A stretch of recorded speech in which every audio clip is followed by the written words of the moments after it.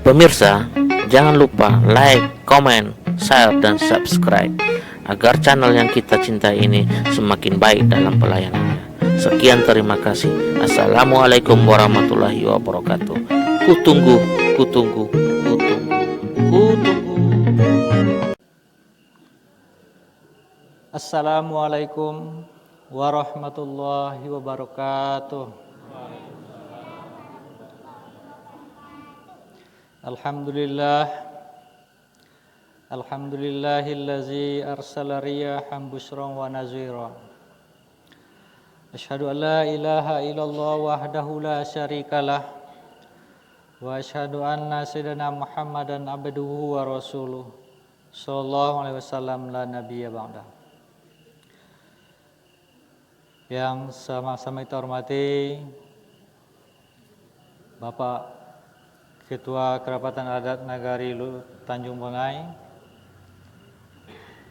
dan kami hormati Bapak Wali Nagari, Ketua BPRN, pemuka-pemuka masyarakat, angku-angku, nenek mama, alim ulama, cadik pandai, terusnya ibu-ibu bundo-kando yang hadir pada malam yang berbahagia ini. Teristimewa sekali kepada anak-anak kami, adik-adik kami dari remaja maupun anak-anak kami yang hadir pada malam yang berbahagia ini. Pertama dan teramat sekali rasa puji dan syukur kita kepada Allah Subhanahu wa taala yang tidak bosan-bosannya kita doakan kepada Allah atas segala nikmat, rahmat dan hidayahnya kepada kita bersama, sehingga sampai saat sekarang ini kita masih bisa merasakan nikmat itu, yang kalau kita hitung tidak akan bisa kita hitung dengan apapun dan dengan cara apapun. Nikmat Allah itu tidak akan bisa kita hitung banyaknya kita bersama. Karena demikian banyaknya rahmat dan nikmat yang Allah berikan kepada kita tersebut, maka sewajarnya lah dan sepatutnya lah kita selaku seorang manusia, selaku hamba Allah, kita selalu bersyukur atas segala rahmat dan nikmatnya tersebut. Kemudian selawat dan salam tak lupa kita doakan kepada Allah, mudah-mudahan selalu dicurahkan kepada arwah junjungan kita Nabi besar Muhammad sallallahu alaihi wasallam yang telah meninggalkan tuntunan dan pedoman hidup bagi kita bersama, yang apabila kita berpegang teguh kepada keduanya, insyaallah kita akan selamat hidup dari dunia sampai ke akhirat nantinya. Bapak-bapak, ibu-ibu, shaimin wa shaimah rahimakumullah. Pada malam yang berbahagia ini, untuk mengisi tentang waktu sebelum kita melaksanakan ibadah sholat tarawih, kita sampaikan beberapa hal, mudah-mudahan bisa jadi pedoman bagi kita bersama. Bapak-bapak, shaimin wa shaimah rahimakumullah. Kalau kita lihat kembali, kalau kita baca kembali sejarah, bagaimana sebuah negara Turki Utsmani dahulunya berdiri, maka kita akan menemukan banyak hal yang tidak terduga yang akan berbeda dengan berdirinya sebuah negara dan kerajaan manapun. Kerajaan Turki Utsmani berdiri diawali dengan berdirinya hanya dari beberapa kabilah, hanya satu kelompok masyarakat yang kehidupannya suka berpindah-pindah. Merekalah suku bangsa Kai namanya. Mereka orang-orang pengembara yang selalu berpindah dari musim ke satu ke musim yang lainnya. Jumlah mereka pun tidak banyak. Suku ini lebih kurang 300 orang banyaknya.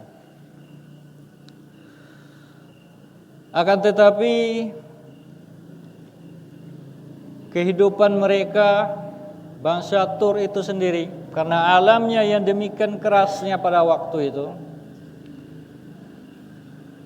menyebabkan kehidupan mereka sangat keras sekali. Di satu sisi alamnya yang dari musim ke musim penuh dengan ada musim dinginnya, ada musim panasnya. Tambah lagi kebutuhan pokok mereka pun tidak terpenuhi sama sekali dari waktu ke waktu. Itulah yang mereka perjuangkan untuk bisa bertahan hidup, Bapak Ibu Saudara, Soiming wa soimah rahimakumullah.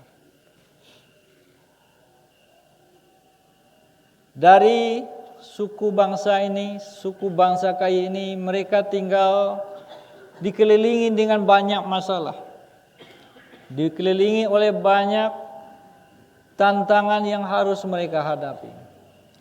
Sebelah utaranya ada bangsa Mongol yang selalu menjarah, selalu mencuri, selalu membunuh masyarakat mereka. Satu sisi yang lainnya adalah bangsa Yunani yang suka juga berperang, suka merampas dan menjajah mereka. Menjadikan masyarakat mereka menjadi budak atau peliharaan bagi bangsa Yunani itu sendiri. Inilah kondisi alam yang dihadapi oleh bangsa suku Kai tersebut. Akan tetapi dari suku yang kecil ini, karena kepemimpinan seorang pemimpin pada waktu itu, maka dari suku bangsa yang kecil ini dia bisa mempersatukan suku-suku bangsa yang pada waktu itu keturunan bangsa Tur itu sendiri. Mengikat mereka dalam suatu kesatuan sehingganya terjalinlah yang namanya persatuan bangsa Tur pada waktu itu.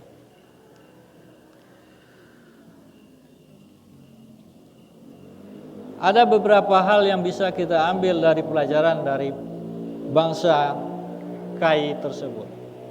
Yang pertama sekali yaitunya seorang pemimpinnya adalah seorang yang taat kepada Allah Subhanahu wa taala. Ia memimpin masyarakatnya dengan penuh kasih sayang. Ia sangat mencintai masyarakatnya. Ia sangat menghargai masyarakatnya. Selalu memikirkan yang dalam pemikirannya hanyalah masyarakat yang ia pimpin pada waktu itu. Bagaimana masyarakatnya bisa terhindar dari berbagai macam persoalan yang mereka hadapi tersebut. Inilah pemimpinnya pada waktu itu. Faktor kedua yang menyebabkan berhasilnya bangsa Kai tersebut menjadi sebuah bangsa yang bisa terwujudnya masyarakat menjadi yang suatu waktu akan berafiliasi menjadi suatu bangsa yang namanya bangsa Turki Utsmani tersebut adalah ia dikelilingi oleh sahabat-sahabat yang sangat setia kepada mereka. Inilah dalam salah satu bentuk, salah satu keunggulan bangsa Kai pada waktu itu. Mereka sangat setia sekali dengan pemimpin mereka.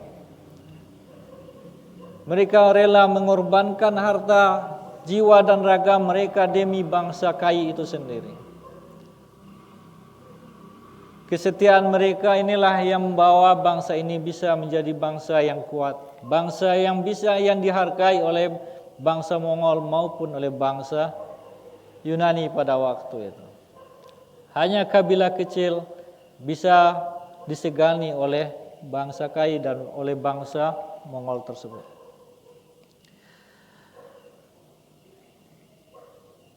Yang ketiganya yaitunya adanya jalinan silaturahmi yang kuat di antara mereka.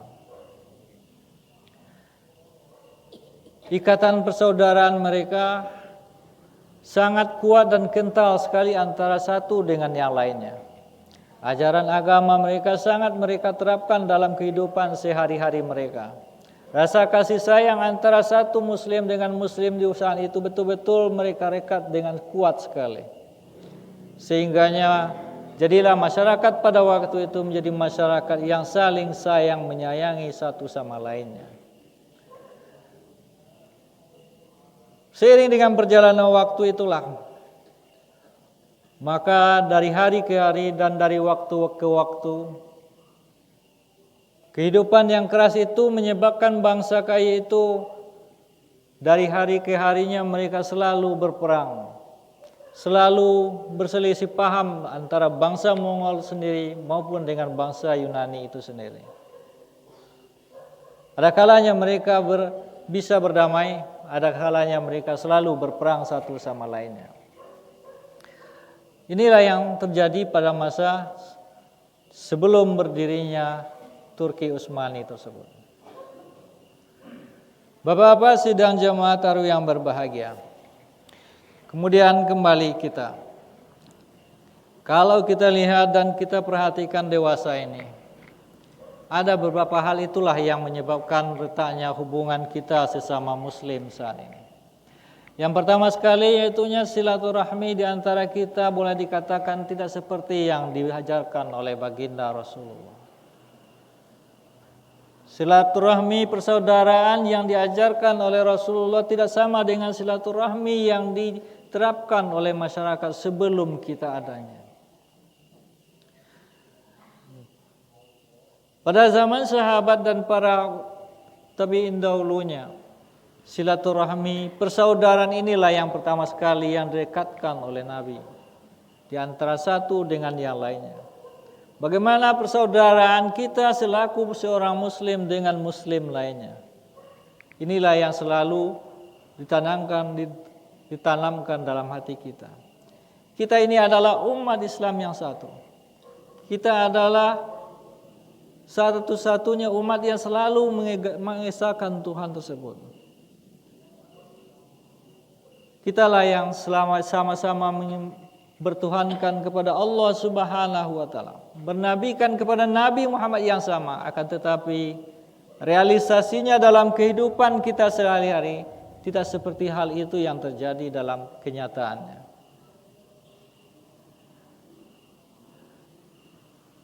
Kita sesama kita selalu saling mencurigai satu sama lain, saling menghina satu sama lain, saling tidak menghargai satu sama lain, saling merendahkan satu sama lain, saling mengambil hak yang satu dengan yang lainnya. Padahal kita diikat dengan tali persaudaraan la ilaha illallah tersebut. Nah, inilah yang pertama sekali, dan inilah yang barangkali di akhir-akhir ini yang kita rasakan. Persaudaraan sesama Islam itu yang semakin dari hari ke hari semakin hilang dan pupus dalam kehidupan kita. Yang keduanya yaitunya persahabatan. Hari-hari ini kita perhatikan dan kita lihat di dalam kehidupan kita sehari-hari, bahwasanya dari hari ke hari kita perhatikan bahwasanya kesetiaan itulah yang berkurang dari masyarakat kita. Bagaimana kita lihat dan kita perhatikan pemuka-pemuka masyarakat kita. Di satu sisi mereka setia kepada satu golongan, namun akan tetapi suatu saat mereka pindah kepada golongan yang lainnya. Tidak ada kesetiaan, tidak ada qanaah dalam kehidupan kita sehari-hari. Nah, inilah yang menyebabkan rusaknya masyarakat kita pada saat sekarang. Tidak ada rasa setia, tidak ada rasa kesetiaan antara satu sama lainnya. Bapak-bapak sidang jemaah taruh yang berbahagia. Kemudian di dalam Al-Quran Allah Subhanahu wa ta'ala pun mengatakan, innamal mu'minuna ikhwatun fa aslihu baina akhawaykum. Bahwasanya kita ini umat Islam ini adalah umat yang bersaudara satu sama lainnya. Kalaupun terjadi perselisihan di antara kita, hendaknya kita selesaikan dengan secara baik-baik. Bapak-bapak sidang jemaah taruh yang berbahagia. Inilah langkah awal bagi kita, bagaimana kita bisa mempersatukan antara satu golongan dengan golongan yang lain. Janganlah kita kemukakan kepentingan kita. Kita mengemukakan bahwasanya kitalah yang lebih dari yang lainnya.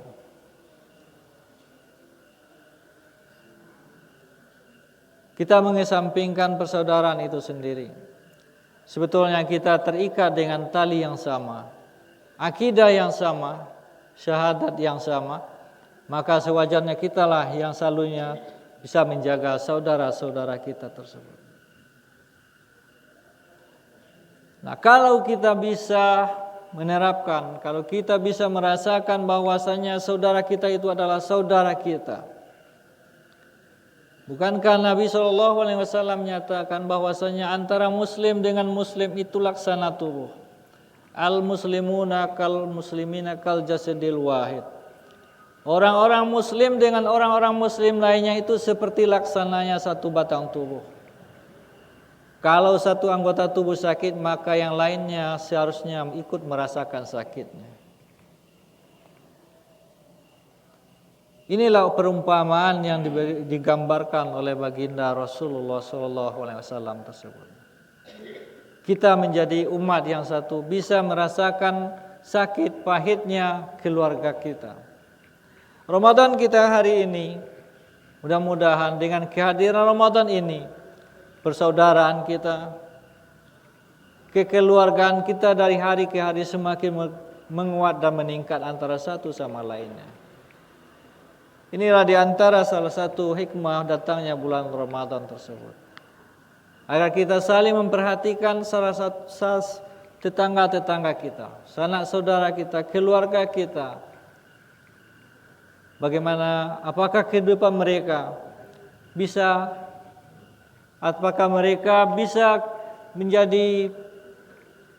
kita bantu dalam kesulitan-kesulitan mereka.